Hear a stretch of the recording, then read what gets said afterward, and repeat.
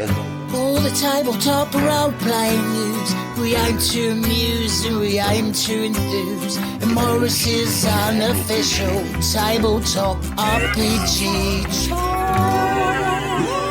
Doggy.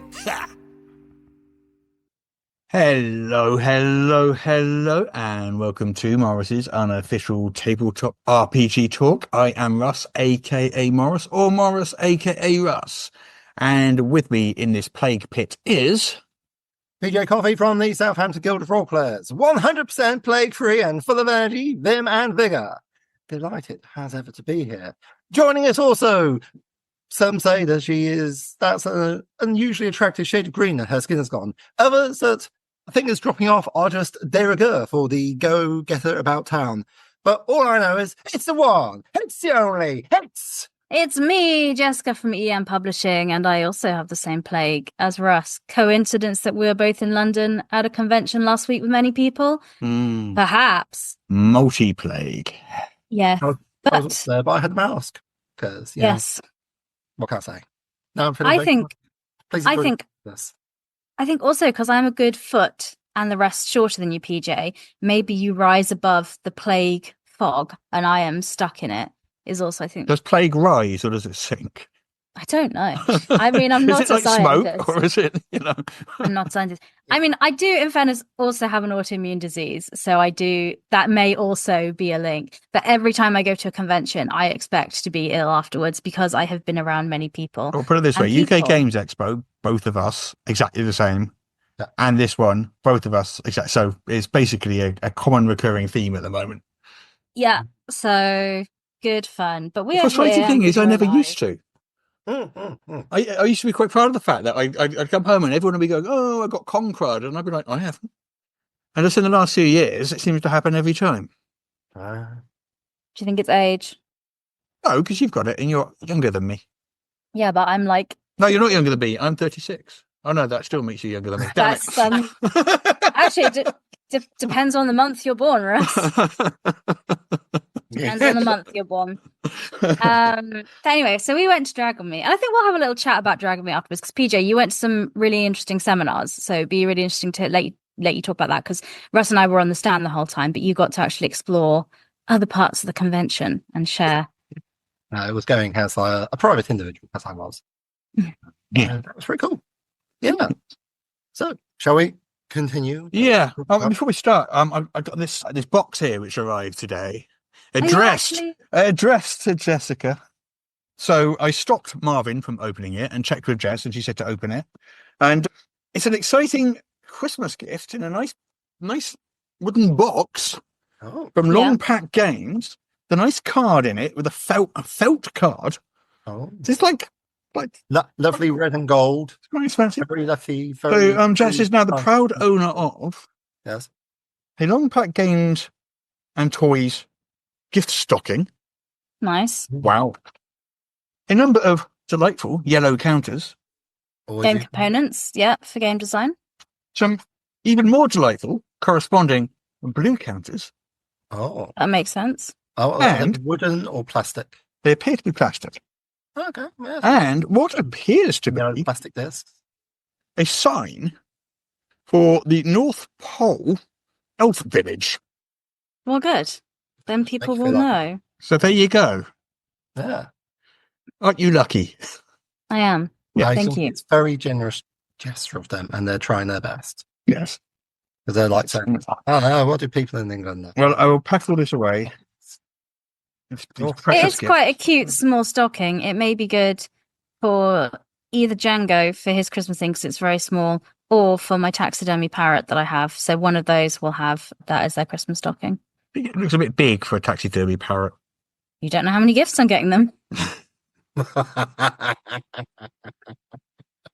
Anyway, moving on. Thank you, Longpack, for my little Christmas gifts. Much appreciate. Yes. Even though they sent them to me. Well, it's just because they have your address, because that's the company. Yeah, they assume it's the offices of EM Publishing. Yes. Well, when we get samples through to like check manufacturing things, that's where it goes. So Russ can look at them. So that's the address they have on file. But I don't live there. So in the news, anyway, news, and it is a quiet news week again.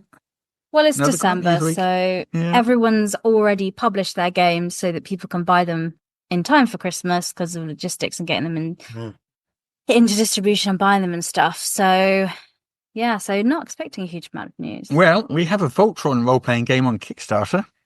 That's some news. Nice. Okay. Mhm. That's one where there's like people piloting mecha and they form like a big giant mecha out of the mecha that they're already piloting, I think. Yeah, basically. Yep. 5 robots, like they combine and form into the mighty Voltron, and he's got a big old sword, and he's in space, and that's all I know. I think you've covered most of the basics there. Jess. No. Well, this is by Catalyst Game Labs, who also nice, made yeah. BattleTech and stuff like that. Yeah. And it's funded. Mhm. It's done £61,000. I don't know what it is in dollars, but £61,000. So 17 days to go. Nice. But yeah, if you want to be a giant combined robot floating around in space with a big blazing sword, this is the game to go. I guess this is where you go. Who wouldn't? But do you know what's better than being a giant robot with a big sword? Nothing is better than combined robot float around in space. What's better than that? Nothing is big better. sale you're going for here, Jess. Like, 3 things. oh, okay. Yeah, let's go. Maybe. Let's go. This is my segue into talking about Paizo's advent calendar giveaway and sale event. I don't think we talked about this last week. No, because they launched it this week. Because they launched it on January 1st. You see, exactly. Well, yes. So this segues me into it. So Paizo, I think they do this every year. So this is an annual thing. But for those that don't know and haven't noticed before, from December 1st to December 24th, Paizo, they'll give away different Pathfinder, Starfinder, or things that they have partner products in every day on social media, and that's on Twitter, Facebook, Blue Sky, and Instagram. So you can comment on the post, potentially win one of these things for free. If you don't win, the product they're highlighting or the book they're highlighting that day is given 20% off on their web store as well. So if you were thinking about getting a particular Paizo product, it might be an idea to look out which day that product is, and then you can pick it up. it's interesting. These are physical prizes as well. It's not like you pop over there, open day number 3, and you get a PDF of something. These are physical prizes. Yeah, they'll post them to you. They're shipping internationally. The sale that they're doing with 20% off is for physical and digital versions. It doesn't include special editions and Foundry modules, and I guess that's because there's like third-party involvement, but stuff that they have. But yeah, so if you're thinking of getting some Paizo stuff, just keep an eye on. You could get like 20% off, and they also have a sale that has now finished. So no, don't listen about that. I was just reading. Don't worry about that. Sorry, that happened in the past. That was written in EM World while it was live in the article, but yeah. So there's just, if you like your Paizo things, new little discount. There you go. I thought that was quite nice. Okay. Felt Christmassy. I saw Cobalt Press were doing something similar as well, but I yeah. can't remember where I saw that or the details of it. But so I'll tell you I might be imagining it. Why don't you look it up whilst I share another bit of news then that's not Christmas related or holiday related in any way? How about that? Okay. So I have some news. So there is a campaign that's live. It is crowdfunding right now. I'm on BackKit. It's Household. And I don't know, PJ, if you've heard of this. It's like very borrowers inspired. You're little fey beings that live in a big grand old house. And the game is structured around the phases of this house. And it's very cute because you have things like half a broken and half scissors as your sword and things like that because you're small people. So it's very like, it's not the borrowers, but it's got that vibe. And you ride as mounts things like lizards and small creatures like that. And it's very pretty. The box set it comes in is gorgeously made because Two Little Mice do very well at making things look very pretty. Yeah. Anyway, the crowdfunder is live for Household Welcome to the Garden, which is their second thing. But that's not the piece of news that I'm telling you about. They, interestingly, have partnered, and I think this is a really nice partnership, with Free League, who are also an RPG that make very pretty things. So Free League are now selling Two Little Mice's things like Outgunned and Household on their web store as well. So, so Two Little Mice still exist and are publishing their own things, but they have a partnership with Free League, so they're now kind of cross-selling stuff. I thought that was really nice because I felt like those two companies have quite similar Russian values. nesting dolls, because Free League are sold. I have a partnership with Modifius, who sell Free League stuff on their web store, and then Free League making a partnership with Two Little Mice. So now Two Little Mice need to find a smaller company and make a partnership with them and sell them on their web store. And we could just have one, this like just one little mouse. one little mouse, That would be the yes. one. Yeah. Opposed Yeah. to two, yeah. Yeah. Yeah. And we can have this whole Russian nesting doll thing of web stores which sell. Yeah, but I saw that and I thought it was quite cool. It was one of those ones that made sense to me because I feel like a lot of people that like their pretty RPG books and things like that. Both of these are those things. The household set is absolutely gorgeous. But yeah, so I thought I'd share that bit of news that I have there. But just to be clear, I want to make clear that Two Little Mice are not being bought out by Free League. That's not what's happening. Because we had someone confused and thought that was what's happening with Level Up and Modifius the other day. Because Modifius on their web store sell Level Up products because we have a deal with them so they can sell it. And someone thought that meant Modifius had bought out Level Up from us. I was like, no. That's not what this is. Similarly, Drive Through RPG sells our products, but Drive Through RPG doesn't own Level Up either. No. Yeah. Shops don't own it. We do.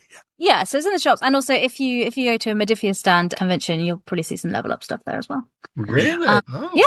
Nice. Yeah. So it was at Dragonmeet as well. It's mostly for things like in the US because we can't go to that America very cheaply because we have to get on an aeroplane and all these things. And Russ and I get sick of going to a day convention to London. So if we had to go on a plane and travel abroad, we'd probably finish us off. So. And also airports. Yeah. Queues, airports. I hate them. I hate system so much. Yeah. So there you go. But yeah, whilst I was showing that household news, Russ, did you find any? I did. Right. So, okay. Right. Here it is. It is the 2025 Kobold Press Advent. Sure. Do you get it? That's Advent. a good pun. Sure. That's a good pun. Calendar. I like that. Yeah. And every Monday, Wednesday, and Friday until December the 5th, you get a free PDF from Kobold Press. It isn't technically an Advent calendar because it's supposed to be every day, but still, I'll let them off. Russ, they're giving It's a free semi-Advent stuff away. calendar. You are now that person that complains at free stuff. Yeah. Oh, well. Yeah. Anyway, each revealed door, you get a fun PDF 3 times a week. And at the same time, they're doing a 40% off sale on merch and 20% off sale on Kobold Press titles at the same time. Nice. We have a sale on EN World as well, actually. We've got 25% off what's all this new. We don't have an Advent calendar or an adventure calendar. No, we didn't make it holiday theme, but it is running through till the 25th of December. But we didn't make it specific holiday, but it was what's old is new. That's right. Yeah. Right. Peter, do you have any news to share? I'm afraid I just have my own personal stuff, which is that for people who are interested, I've released the Crafting Personalized Feats system reference document, which is also available in digital braille. So nice. Yeah. I mean, it's been pretty easy. Glad to have done it. It's just a necessary and important thing to get done. So if you're a designer and wanting to have a point-based system for making cultures, heritages, you can grab it all for free. And if you want a slightly nicer version, I would suggest backing the backer kit or like being aware of the backer kit and following that so you can have a look at the offering because I'm very excited about it. Absolutely. I'm taking 2 years of like various bits of picking up bits of art. And it's going to be a very pretty book. I've got the same layout artist that did the Elysians, which is, despite Sarah's admittedly impressive skills, is probably one of the better layout artists I've seen. So, I really liked the layout on that one. So this one, I'm hoping to make even prettier. There we go. Sounds good. And I do want to say, because you mentioned there for designers, but I do think in fairness, good for like just home brewers at home. Like if you're making your own world and you just want to be able to make your own custom, things for your games, I think it's really applicable there as well. Just so you can be fair to your players. So you can say to your players, hey, did you want to build your own thing with your own lore? Here's some guidance on how to do that so that it's fair. So I mean, Paul Hughes has famously said, I say famously because he said it to me. I said, can I correct you? He said yes. And it's been on pretty much every single piece of publicity I put out that he would prefer to capture his players rather than heritages. But it's just the idea of the points-based system, of course, is you can always create your own stuff. That's always fine. But if you want to make it feel like it's balanced, this is a very good way to do it. It just gives you balanced results. Yeah. Marvelous. That's enough of me. Sorry. What we need is a web tool to do it for you. Yes. Is that your that is segue? an excellent segue. Let's go. Come on. Russ, what have you been doing mostly with your time this week? apart from being beplayed? I've been loads of things with my time this week, Jessica. The list is endless. But linked to the My segue week has been did. filled with work. But linked with the segue that you just did. Yes. So this week we launched the alpha test for a Level Up Gateway, which is our online platform character builder for Level Up Advanced 5th edition. This has been a long time coming and I'm so excited. It is amazeballs. It is so good. And the reception to it's been amazing as well. Like, people have been blown away by how slick it is. It is pretty slick. It is pretty slick. But pretty slick. it is the alpha version, so it will be broken in places. So we do want you to go in and break it and tell us how you broke it. It will be slicker. Yes. That is the purpose of this alpha test. Please go in and poke it until it cries and then tell us. I was actually midway through creating a bug report when I realised it wasn't actually a bug. Mm. And it was actually fine. I just hadn't made a further choice down the road, which would let me do. So in some ways, actually better than D&D Beyond. Oh. Because I've had experience of D&D Beyond where I've chosen things and I've had to go back and mess around with it because I realised I've doubled up on, say, a skill. All right. Whereas with this, you can, it will say, well, you haven't chosen that yet. Do you want to come back and do it later? I'm like, oh, once I actually read what it says, and it's actually very helpful. So yeah, I was really impressed by that. Yeah. I'm hoping that mixed heritages will come, but I can They will. Of course they will. I can very much understand not doing them from the start because I've been doing like maths on how many different combinations you get. The numbers are frighteningly large. Yeah, it's just slightly harder to code than. There's a lot of features that will be there that aren't in it currently because this is just levels 1 to 5, just creating those characters. And like, it doesn't have things like you can't at the moment export your character sheet to a printable version, which is something we're going to do. There's so much stuff it's going to do, which doesn't. So there's a whole article saying this isn't included in this, but it will be part of the thing. So there is a lot of stuff in there, but we're just doing this bit to make sure the fundamentals are right. That hasn't stopped a whole bunch of people sending in bug reports saying I can't upgrade my character past level 5 yet. It's like, no. Well, people don't read stuff. But anyway, if you are interested in playing this, that's not a bug. At the moment, it's just available for Level Up Advanced 5th Edition backers who backed the original one in 2021. Yep. So if you are one of those backers, you will have received an email with a code. 512 people have done so far, created characters on Level Up Gateway. Yeah. Which is very cool. So you can check it there on BackerKit and it will give you a code and then it will email you 6 other codes so you can share it with your players. So because otherwise it was like, well, if I want to, try it out for my campaigns, if it's just me, that's not very useful. But if you're a GM, you will get 6 other codes that you can share with your friends, family, pets, gerbils, or taxidermied parrots of your choice. I mean, I've been using it in our Thursday night game for a while now. Mm-hmm. The campaign management tools on there are basically rudimentary at the moment. Oh yeah, they're not. Yeah. But the idea is it's going to have proper campaign management stuff there, like a little wiki for your campaign and notes and all sorts of things. So you're not flipping between different applications and different things all the time. Yeah, that's the thing. But anyway, that's what we've been doing this week. So if you're one of the Level Up backers, thank you very much for helping us make this happen and come and go play with it. How quickly you can make a character on it as well. It's so quick. Yeah. It's so slick. I haven't timed it, to be honest. But it's like a couple of minutes.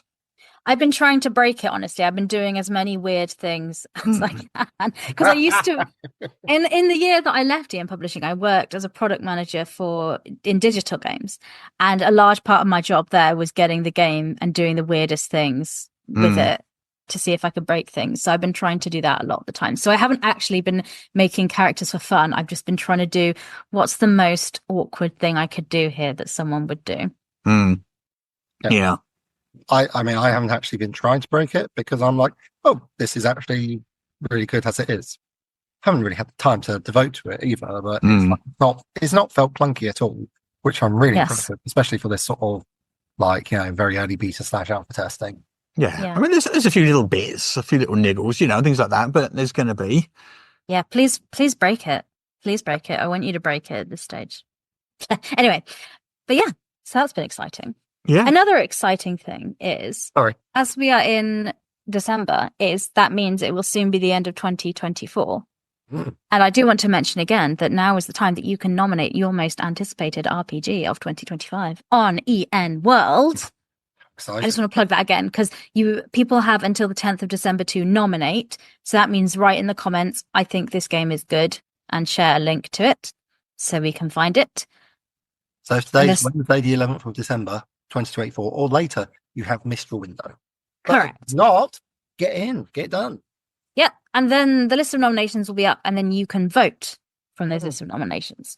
But because every year we get people saying, why isn't this game on the list? And the answer is because you did not nominate it.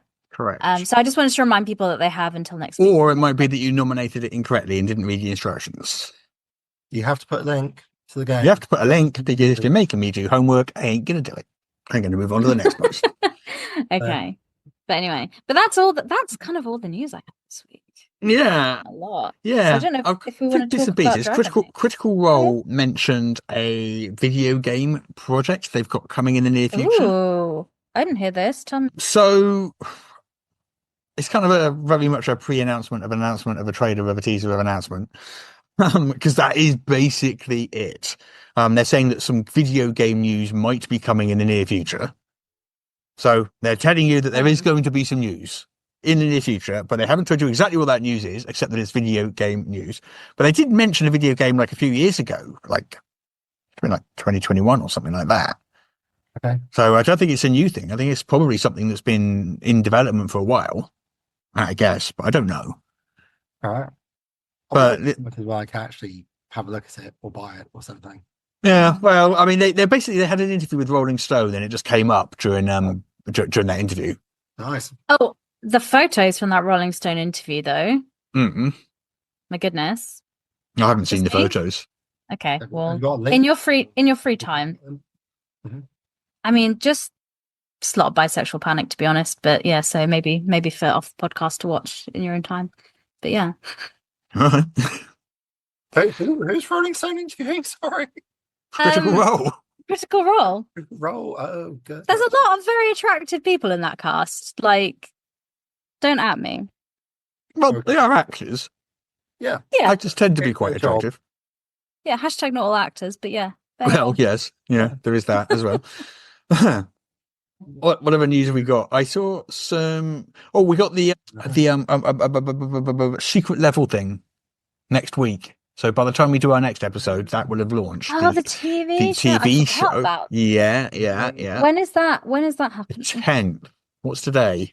The 6th. So it's in 4 days. Yeah. So Tuesday. 6, 7, 8, 9. Yeah, Tuesday. Yeah. Oh, I might try and watch that, but I will not be at next Friday's recording. No, I hope. Well, gosh, I hope I will be alive. But I won't be in the podcast next week, so I won't be able to talk with you about it. Oh well, you'll just have to miss it. I will. Yeah. What other news was there? I saw another couple of bits, but let's have a look. I think there is a new 40,000 Warhammer 40,000 book coming. A couple actually, and there's one for dwarves arriving in stores soon, and one called Wrath and Glory Vow of Absolution, this is Warhammer 40k lingo that I don't understand, but a guide for the Absolvers chapter of the Adeptus Astartes stationed within the Gilead system. So there's a Space Marine, some of them are called Absolvers. Okay. Yeah. Well, there you go. Yeah, and the Dwarf Player's Guide is for Warhammer Fantasy, sorry, not 40k. Yeah. They'd be squads, otherwise. Space Dwarves. Yeah. Yeah. Yeah. Why not? Why not Space Dwarves? Yeah. I think that's probably it for the news. It has been a really, really quiet week. I mean, we went to Dragonmeet on Saturday. We can talk about that. Yes. I know that was the plan. Well, yeah, I know we were on a stand, and Peter, you were attending various panels. Yes, I was left unsupervised. Yes, we trusted you. The fools. Let me see if I can just quickly bring up some of my notes so I can talk about it. So I did go to two panels. Well, I went to 3 panels, but I couldn't really follow the middle one. which, it happens. Mhm. So the first panel that I went to was all about the use of role-playing games in therapy for children. Yeah. Interesting. Yeah, I don't know how interested people are in that. I thought it was really fascinating, but it is very much within the intersection of my niche interests. Who was Yeah, but like, who was on that panel? Who was hosting that panel? Oh, now we're asking questions. are asking questions. I am upset about this because it means I'm going to have to look it up quite quickly. There was a group of 5 people who all worked in the same organization. Mm-hmm. There was an occupational therapist, there was a speech and language therapist, there was a professional GM who's done a lot of work with neurodivergent children. There was I think a nurse of some description as well. We had Quite a sizable panel then. Yeah, there was like five people on there. So it's very good. I'm just scrolling through my blue sky to get to my notes because it's very cool. Yeah, and so eventually they were talking about what they were doing, and things like, and this won't come as a massive surprise to people, but it's good to have experimental verification. So things like doing role-playing games was very good for children. Because I have the strong impression they were working with the under 16s. Sometimes like teenagers and younger, it was a bit vague, didn't say. So I think teens, so forth. And these were children who are engaged with children's mental health services. Okay. For a variety of reasons, I imagine. So yeah. And one thing that did stick out, I must say, quite a bit was when they were talking about how they were able to engage and have a discussion with children by talking about elves and dwarves being at war to help reach and engage with children whose parents were all part of a neo-Nazi cult. Oh, wow. That's their words, not mine. I'm like, if you're going to call it a neo-Nazi cult, I believe you. You probably know what you're talking about. Like, you've got a reason for choosing that particular set of words. Okay, I don't know anything about it, but it sounds horrendous. But yeah, I mean, because obviously when you're dealing with children, you can't directly challenge things that their parents say. But this proxy of talking about elves and dwarves did seem to correlate with a noted decrease in the amount of violence towards others demonstrated by these children. So that's pretty impressive. And ties in with other stuff that's going on, like Wicked, for example, has people not being discriminated against for the colour of their skin, in this case, for the colour of their skin being green. Although I believe the actress playing the said green lady father is actually black. So yeah, she is. It's hard for me to tell. She's bright green. She's bright green. You don't want publicity photos, but I think she is. So yeah. No, the actress is, yeah. So it's like they're making a point, which may be reaching people, which I would say is good. So at the panel, they're talking about how you can discuss real world themes, but in a way that's in a safe, detached way in an RPG setting. So you can think about the behind the concept of it without actually having to address the actual real world issue is what I'm. Yes. And I guess you can do that for other topics with children as well. So addressing topics by stealth.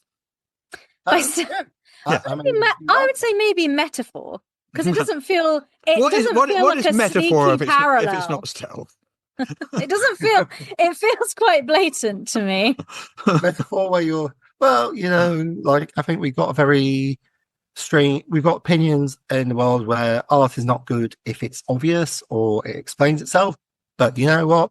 I'm like looking online and there's people complaining about Star Trek being woke. I'm like, maybe we need to like tone down the subtlety like a lot because people have a very clear message here. Let's just make it more obvious so that everyone can join in. Like what I mean, when you were saying like teaching real world skills, then you're absolutely 100% bang on. It's like all the sort of skills you learn in an RPG group. Negotiation, like being able to model dealing with people who are potentially hostile. Yeah. Like there are consequences because the game has consequences, but they're not real life immediate physical violence consequences. Yeah. which, considering a lot of the background of these children, is super relevant. Yeah. And also things like the opportunity to show kindness, mercy, compassion. That is an option available to them, which is not necessarily available to them in real life. Yeah. Because they're often in situations which that would result in them being mercilessly bullied. Mm-hmm. Yeah. So, yeah, I mean, like, you know, and for a lot of these kids as well, they are coming from essentially having at least 2 years of their social development taken away from them due to the events of 2020 to 2022 and the lockdowns associated. Mm. Sure. Yeah. So it's absolutely fantastic. Great work. They're looking for more people to do some research on it to back up this very promising stuff. They're using D&D because that's what people have available and what they know. But you know, I'm entirely sure it's going to be any group. And like logistics, all sorts of things, like just so many useful skills. And also got some of the adults playing with them as well, which is really good for modeling consequences for a group. There's one of the speech and language therapists, she was doing it, and she said, well, sometimes I like to do something antisocial, and then they can do it. Bit of gremlin behavior from the adults, and the kids are going, no, why would you do? Oh, disruption. Not necessarily cool. Okay. I'm just enjoying at the moment the way when you hold your glass up in the air, the blurring effect. The software thinks suddenly your glass is part of the background and starts blurring it, like it's a stealth camouflage kind of cloaking field. That's amazing. Okay.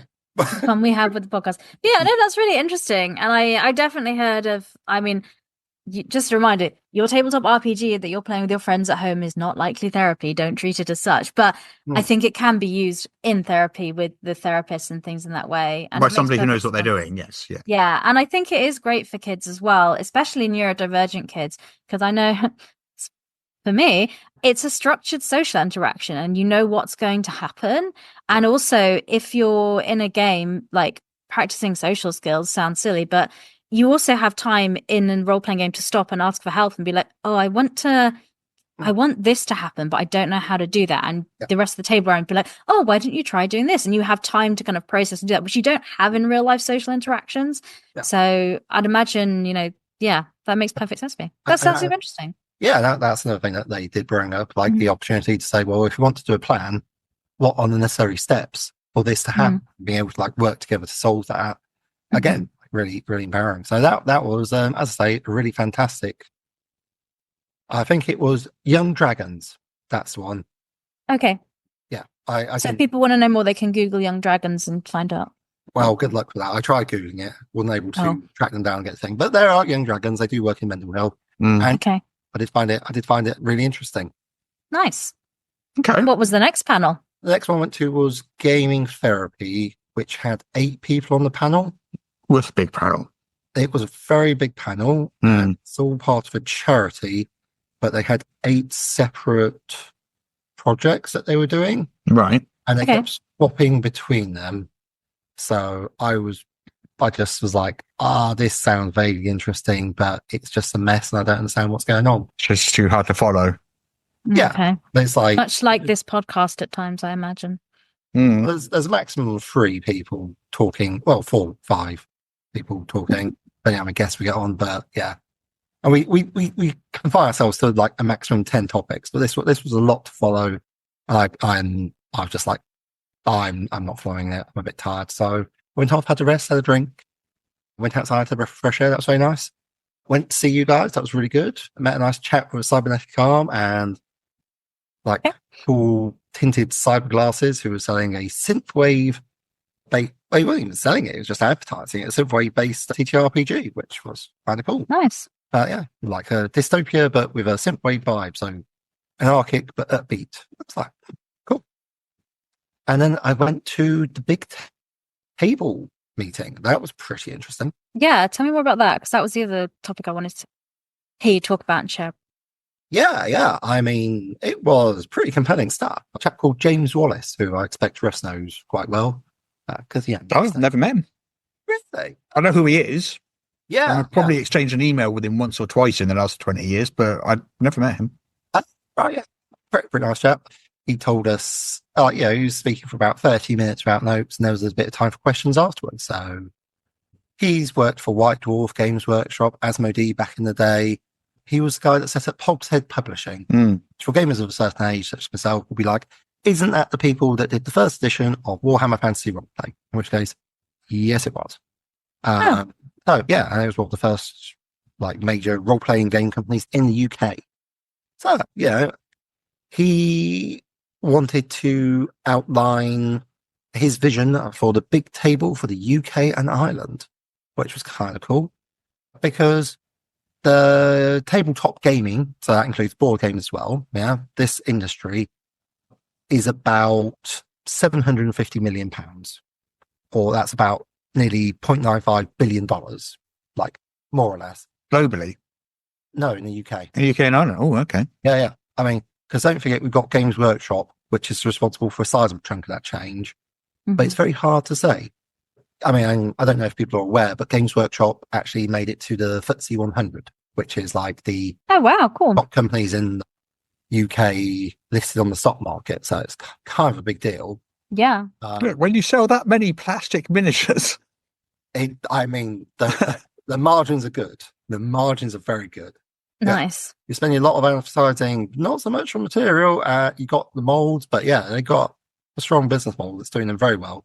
And things like the IP, like Space Marine 2, it's have you been able to get away from it? Good job. I haven't. I don't even play the game. It's not the sort of game I would enjoy playing. But you know all about it. I do know all about it, despite never having played it and having no intention to. In fact, maybe I should play it. And I'm like, no, why would I do that? I hate that sort of game. Anyway, so Games Workshop is bigger than Greg's, which is something to think about, eh? Wow. Yeah. but does sell fewer sausage rolls. It does sell fewer sausage rolls. Do we have the data to prove that? Well, admittedly, that is a hypothesis. That is a hypothesis. I think it's a strong hypothesis. I'll give you that. I'm on board. Yeah.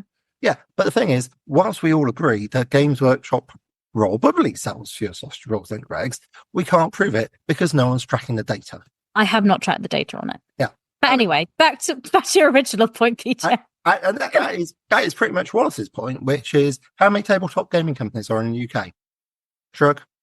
What's the number one best-selling game in the UK in the last week, month, year, or decade? D&D, I expect. I mean, probably, but what about... Definitely. Yeah, I mean, more than likely, but what about the second best? What is the number one UK-based game?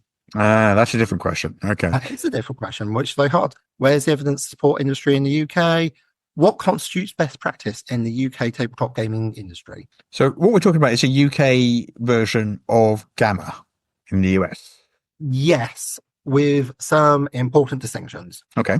But whilst Gamma does things to represent tabletop gaming in the US and it's proved a very useful and insightful business model. I say business model, but a model for how things could be done. And it was one that, Wallace did refer to on several occasions. Things I didn't know that I learned was in the 70s, the UK was the top producer of tabletop games in the entire world. Oh, wow. Yeah. But this was pre-EU and our economic situation was not good. So we had problems with overproduction and stagflation, which was a stagnant economy, and inflation, which is kind of a problem. Leads to all sorts of strikes and stuff. Anyway, sorry. I'll get off my political soapbox before I get on that too high. But yeah, the only thing we've got is the British Toy and Hobby Association have a annual gathering. And the only tabletop gaming people which go along there are Games Workshop and another company called Alleycat. Yeah. You used to work for those, Jess. I did, yeah. They make games like Dice Hospital, Eternal Palace, things like that. So they make board games. Yeah, exactly. And it's and he makes the point that, entertaining adults, not to confuse with adult entertainment, is a growth sector. And that every time a games company closes, that's not a victory for everyone else. It's actually a loss for everyone else because that means there's another route for customers to be onboarded into tabletop gaming as a hobby that gets closed off.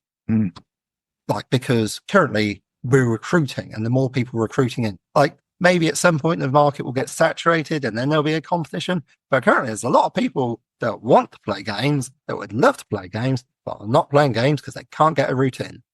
Mhm. And like I was in a Smith's, which is like a toy chain. I'm like just looking at it with fresh eyes. I'm looking at this wall of games. I'm like, no idea what half of these are about, and most of them aren't very good.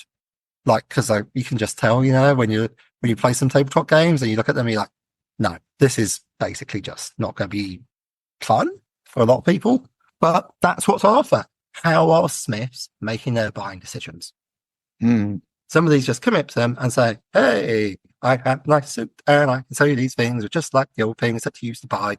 And there's no way of quality. There's no in for anyone doing something exciting or interesting. The next Cards Against Humanity, right, which nobody saw coming, arguably couldn't happen here because there's no way to get it money or exposure.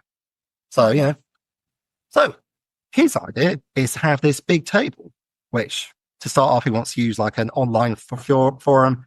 I don't know too much about the technical details he's saying, but he's saying it's pretty easy. There's a pre-existing software, like he said, White Fuse, whatever that is. I think it's forum software, which just makes everything work. And then you can do things like have documents to help people out just immediately. Like, so currently a thing that's causing a lot of problems for people in the UK is product safety guides, which may or may not apply to books being sold from the UK. Jess is nodding along here, so I guess that's a thing that Ian's aware of. Yeah. Like, I don't know what to say about it. Yes. Customs, customs and having what category your products are and things like that. Yeah. And do they need a CE mark? What are the rules? Yeah. Stuff like that. Yeah. I mean, and that's just for books, which strikes me as being very strange that they need a product safety guide, but okay, whatever. Hey, books would be dangerous, Well, a lot of I mean, Level Up You don't Adventurer's need Guide. them- You're telling me that's not a potentially lethal book? you don't need them for books, but starter sets count as more like a board game product, for example. Also, GM screens counted as like an accessory product, which in some markets are required. So it depends. Well, partly that's about VAT and things like that as well, though. Yeah. And that's before you get into tax. Yeah. That's a whole other kettle of fish. But there's a whole pile of people that I can tell you on Blue Sky going, well, we don't know nothing about this, and it's very scary. And we're like Cat Tobin over at Pelgrane versus Posting saying, well, I guess I have to learn all about this. So they're trying to work away at finding out what it is that they're liable for. So what is the general plan for this big table thing then? What was the sort of takeaway from it? Is it something that's happening or something that was just suggested? It's something that he's bringing into existence by Right. a big truck. Like, he's done it before. He says he'll do it again. It needs Okay. doing. Like, just getting everybody in the industry to be able to talk to each other, which I'm like, actually, yeah, that would be a good plan, because there's just having people making the same mistakes over and over again. That's not good for the industry. Like, nobody knowing who knows what, like there's no opportunity for people to develop skills. There's no opportunity for mentoring.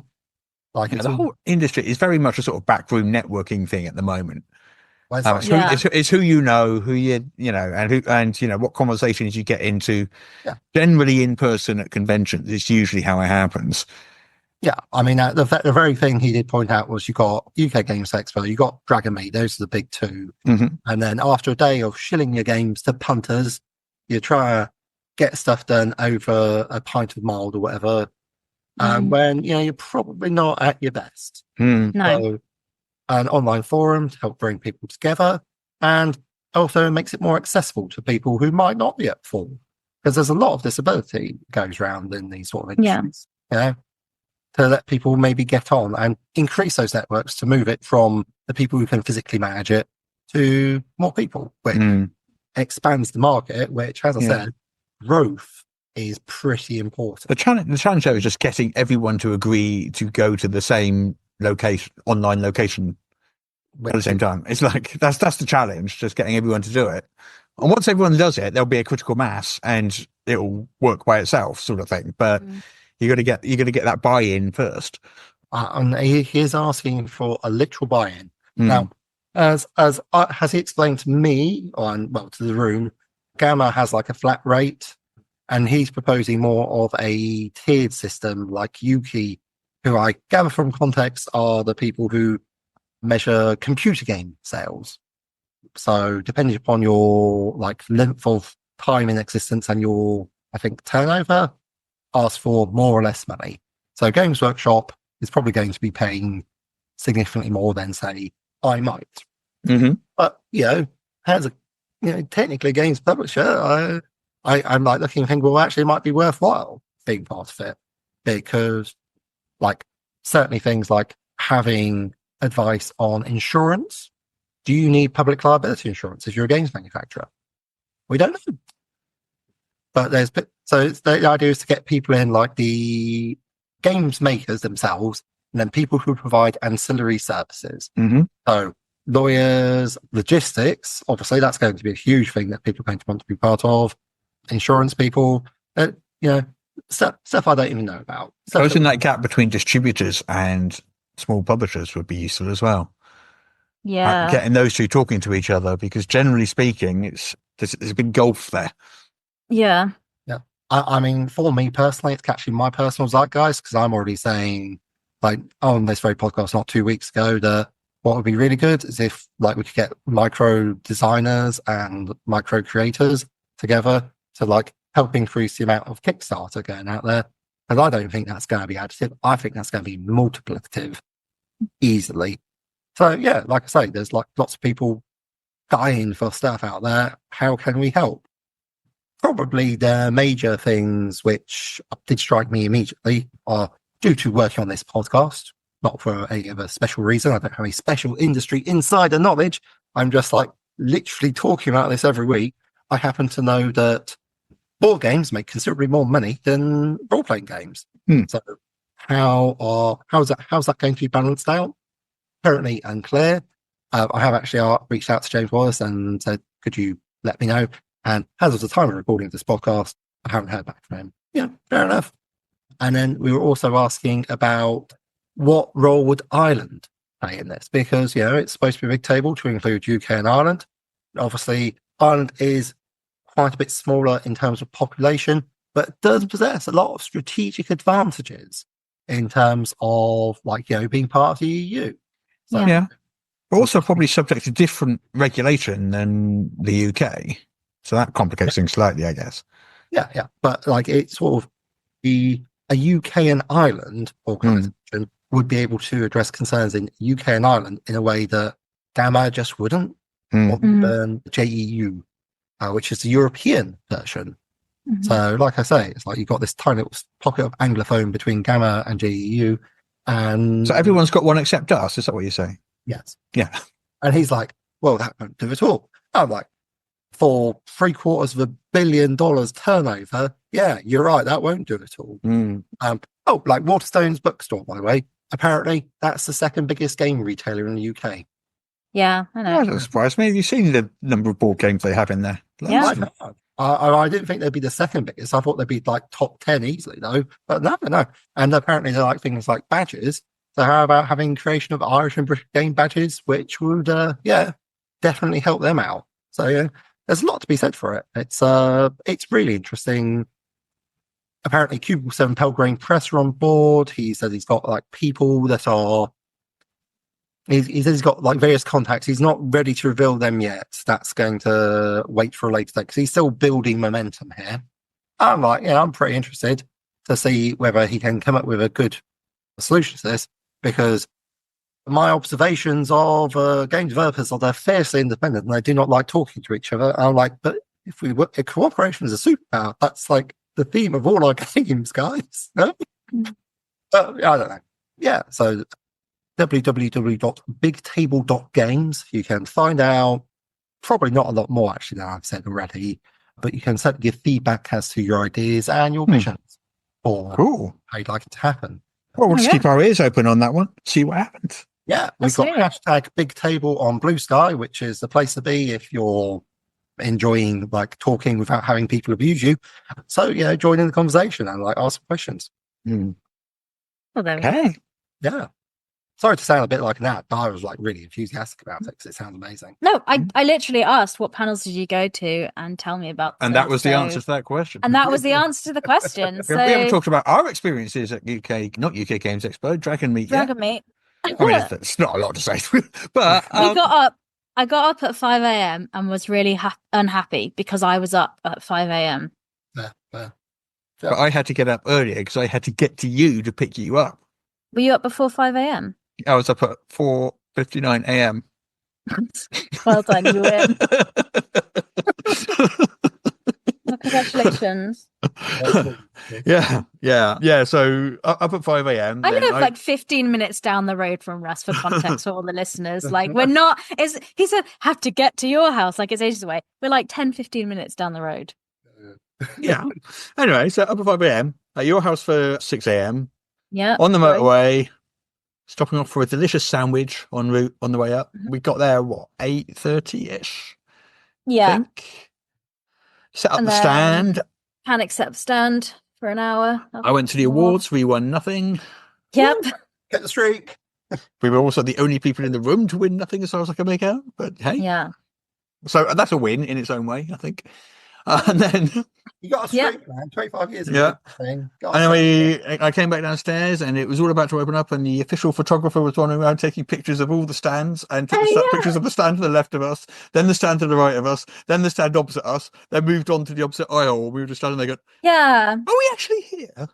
It was a weird experience. I don't know if we did something to offend someone. I will say in their defense that if you don't know what you're looking at, it did look like you and the stand next to you were the same stand, like the one on your left, because there was like no break in the tables, and the EN publishing banner is quite large, so I don't know. They assumed probably that it would have more than 2 people, I guess. I I don't mean, ours was like twice the size of theirs. for sure, but like I knew that they weren't on your stand. Because you didn't know them, yeah.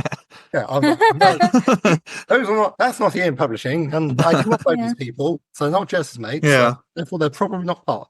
But Yeah. I feel like I'm an inside track on that rather than that young photographer lad wandering around. So yeah, I know. Anyway, we did well. We sold more than we did last year, amazing. which was nice. Which I is believe good. Dragonmeet is one of Ian Publishing's best-selling conventions.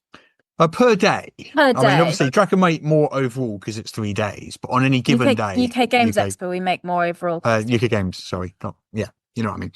But we make one day at Dragonmeet more than we make at one day at UK Games Expo, if that makes sense. But that's because Dragonmeet is more role play focused. Yeah, everyone there's role players, so they kind of know what it is. Whereas at UK Games Expo, we get a lot of board gamers, which is cool, but there's a bit of time kind of introducing the concept of a role-playing game and that sort of thing. And also, a lot of the stands and stuff at UK Games Expo are sort of massive, big companies with giant robots hanging down from the ceiling and like thousands of people painting miniatures on their stand and all this sort of stuff. So you get a little lost amongst the really big sort of corporate-looking stands, really flashy stands. Whereas at UK Games Expo, everyone's kind of the same. At Dragonmeet, everyone. Dragonmeet. Why do I keep doing that? Yeah, I know you keep. So I keep clarifying. Yeah. Dragonmeet. Everyone's just kind of the same. Everyone's just got like a couple of tables with some tablecloths on it and a banner behind them. Yeah. Yeah. And which is kind of cool. And they're all role players, so you haven't got any like these giant board game companies. You haven't got Games Workshop there or anything like that. Just like taking a quarter of the hall or anything. Yeah, or having a giant space marine. Yeah, exactly. Which is very cool, but we don't have a giant space marine. Yeah, I mean, just imagine, like, maybe next year after, it might be you're all in the same, I don't know, organization. Like, well, we're going to be at XL because Dragonmeet is moving. This is the last year in Hammersmith. Yeah. Next year it'll be in the XL, so it's going to be more of that sort of big convention hall feel, I guess. Yeah. Depending on which area they get, but it will certainly be easier to find the stands that were kept in the Stygian depths, which is where you were. A lot of people found us though. It's always very busy. It's always very busy in the lower trade hall. So I find the upper trade halls really bright, especially if you've been down in the lower trade hall for sort of like half the day. Yeah, and the lights are quite dim down there, and then you go up to the upper, and it's blinding, all these bright lights. That sounds like we're little dungeon trolls, and we're just like, and when we come out, I feel like we're just the kobolds in the basement, and I feel that's right for us at Empire Publishing to be the little kobolds in the basement. Just Yeah, I can't really dispute that in any way. Yeah, it feels very on brand for us. Yeah. Anyway, we will be there next year. So if you go to Dragonmeet in the UK or UK Games Expo, really good show. We will be there. Yeah, it was just the two of us this year. We normally have like a couple of other people along as well. We but don't need any more people. No, for something that size, we don't. It's well, maybe some games or something. Yeah, that'd be good. Yeah. So we had some interesting experience. I had one chap come along and start flicking through a 600-page book. Told us he had no intention of buying the book. Flicking through it, just telling us which pieces of art he thought were shit. Which what's that? He also said which ones he thought were nice. Did he? Yeah, he pointed out some. He's like, I like this one. Okay. Oh, thanks. Thank you. I mean, they weren't interested in role-playing games, they said, and I was like, this is a role-playing game, so I will not lie to you. This might not be the thing for you. This is also a role-playing game convention. Yeah. Well, this is a niche role-playing game. It's very good niche, but if you don't like role-playing games, you're going to have it straight at that time. Yeah. I mean, if somebody tells me they don't like role-playing games, I'm not going to suggest role-playing games to them. I wouldn't suggest Level Up to people who don't like role-playing games. It's not an introductory one, is it? I mean, I think it's quite good for an introduction in some respects, terrible in others. It depends. Tell you what, now Gateway exists. Yes. Creating a first level character is like 2 minutes. It's so easy and quick. Yeah. I'm tempted to run. I've been looking to run Memories of Holdenshire, and I was thinking about running it online. And I was like, with that, actually, that would be a lot easier because that's levels 1 to 3. So that's a good one for running that. Might want to look at some of the riddles beforehand, but that's neither here nor there. You've seen how I prep for games, PJ, at UK Games Expo. Do you think I really wouldn't have read everything and have it color coded with color coded pegs and highlighter pens? Yeah. You don't know how I prep, which is like, that's what it says in the book. That's cool. I have too much anxiety for that. But anyway, we move on. Have we covered the news this week and discussed our previous week? Oh, by the way, question: Monstrous Menagerie 2, how's that doing? Oh, it's doing okay. It's doing good. It ends next week, so by the time we do next week's show, it will have ended. 6 days to go. It is currently £85,500. Don't know what that is in dollars. It's like $110,000. Over $100. Yeah. Over $100. Yes. Over $100,000. Sorry. Definitely over $100. Definitely over $100,000. Yeah. I don't know what the current exchange rate is. Yeah, it's only enough interest aren't running the show, so it should probably stay that way. Yeah, and the PDF is basically ready to go out next week, which is awesome. Nice. And we're just doing some final proofreads. Yeah, just to make sure there's nothing too glaringly sort of like. I found a random V on one of the pages. In there. You found a random V on a page, yeah. I assume something had been Control-C, Control-V'd onto the page and the V had stayed. Or something, yeah. Yeah, but it's at that point now where it's looking through a little tooth comb. Yeah. And so it finishes in 6 days. Exciting stuff. And it's a lovely book, and I'm very excited about it, and I can't wait for people to get it. Indeed. Other than that, I think we have finished. I think we're done. Yeah, I think we have finished. I won't see you next week because I'll be away. I'm off to a little cottage convention with some friends where I'll be playing role-playing games. But I'll be back the following week on the 20th. Okay. Exciting. Well, in that case, everyone have a great weekend. Hopefully me and Jess will recover from the plague. Yeah, that's the plan. As I was saying before we started, I read an article today. There are apparently 4 major viruses circulating in the UK at the moment. Great. And I'm pretty sure I have all 4. Well done. And Ebola, obviously. Wonderful. And Ebola. You're always such an overachiever. Yeah, I know. If you're going to do it properly. Completionist, that's your problem. The thing is, luckily I'm on the tail end of it, but I have to go out for someone's 50th birthday because old, and my friends have 50th birthdays nowadays. And I have to go out for someone's 50th birthday tonight, and it's someone who I can't not go because I can't not go. So, isn't it a rave as well? I don't. It is. It's going to be like, And on that note, we shall leave you in the podcast really is. imagining Russ at a rave. What a sight. What a sight. What a treat. What a dream. I would be hiding in a corner with Al with a beer saying, "Can I go home yet, please?" Just With get neon. in, Yeah. a whistle and some glow sticks. And I think you could slay. You can Can say, you imagine? Yeah. I'll take some pictures for you to enjoy and laugh at. Yay. Of the rave. A rave Well, full of there's- 50-year-old people who still think it's Why the not? 90s. Why not? That's not Live really. your best life. Fair enough. Amen. Right, All let's right. get out of here. Bye, bye, bye. All right. Bye-bye.